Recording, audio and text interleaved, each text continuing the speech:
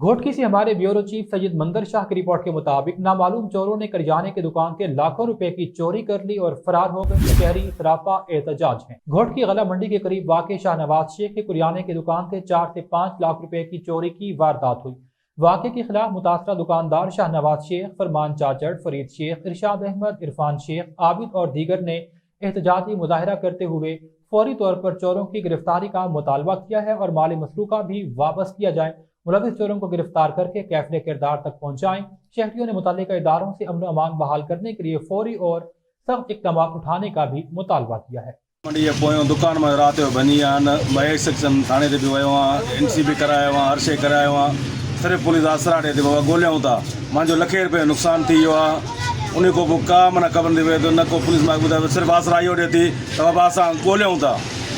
बाबा जेकॾहिं ॻोल्ही त लभंदो आहे कीअं? हितो या चोर परे जा त कोन्हे न। राति जो मैं दुकान अची भॻा अथऊं, राति जो सामान वया खणंदो, पैसा कया अथऊं।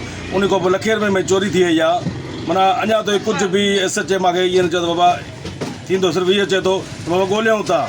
उहो अलाए कहिड़े ॾींहुं थींदो, इहो आसिरो ॾेई करे ईअं माना टाइम पास थींदो। असांजो माना को नथो थिए पियो। सुभाणे जेकॾहिं न असां सुभाणे रैली बि कंदासीं, हर शइ कंदासीं। असां सां इंसाफ़ कयो वञे। असां हुनखे इहो ज़ाहिर कयूं था त असांजी चोरी थियल आहे घोटकी ज़िले में। असांखे माना का बि नथी में पहिरियों चयो त बाबा ठीकु आहे ॻोल्हियूं था। उन खां पोइ 4 वॻे चोरी थी आहे असांजी दुकान मां। पौणे 4 वॻे चोरी थी आहे। माना का पुलिस न आहे, कुझु बि न आहे। त जेकॾहिं असांखे इंसाफ़ कयो वञे, उन खां पोइ असांजी लखे रुपए चोरी थियल आहे, असां ग़रीब काॾे वञूं? न को जंहिं ॾे वञूं त हर को चए थो भाउ ठीकु आहे।